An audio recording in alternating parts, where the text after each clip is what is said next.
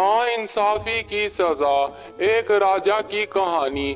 ایک راجہ جس نے اپنی سلطنت کا نظام بخوبی سنبھالا ہوا تھا، اسی سلطنت میں ایک فقیر نے راجہ کے پاس آ کر فریاد کی کہ خدا کے واسطے میری مدد کر دو، میں بہت غریب ہوں۔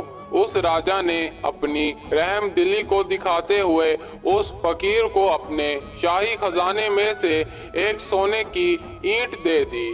وہ فقیر خوش ہو کر وہاں سے چلا گیا۔ اس فقیر نے جا کر بازار میں اس اینٹ کو بیچ ڈالا اور اس کے پیسوں کا اس نے کاروبار کیا۔ ان پیسوں کو برباد کرنے کی بجائے اس فقیر کا دیکھتے دکھاتے کاروبار بہت اچھا چلنے لگ گیا۔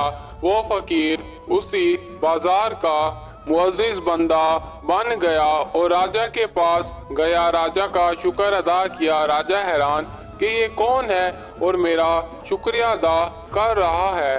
تب فقیر نے کہا کہ میں وہی فقیر ہوں جس کی آپ نے برے وقت میں مدد کی تھی، اور آج میں اس مقام پر صرف اور صرف آپ کی بدولت ہوں۔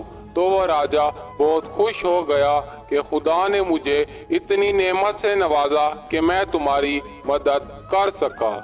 اسی سلطنت میں اس راجہ کا چھوٹا بھائی رہتا تھا۔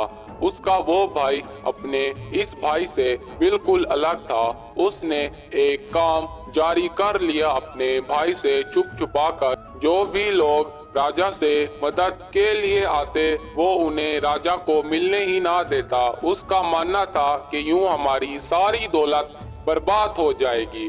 تب اس نے ایک راستہ بنایا ہوا تھا کہ جو بھی مدد کے لیے آئے وہ سلطنت کی دوسری طرف سے ایک راستہ ہے جو بالکل سنسان ہے، وہاں سے آ کر ہم سے ملاقات کرے بنا کسی پریشانی کے۔ اس نے وہاں پر بہت سارے بچھو چھوڑ دیے۔ جو بھی غریب اس راستے سے آتا وہ اپنی جان سے ہاتھ دھو بیٹھتا۔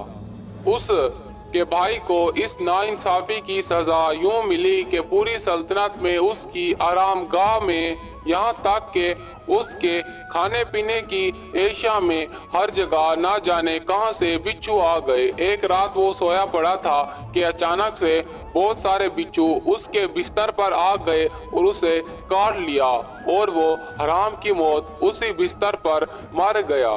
تب راجہ کو اس بات کا یقین ہوا کہ یہ ہمیں ہمارے گناہوں کی سزا ملی۔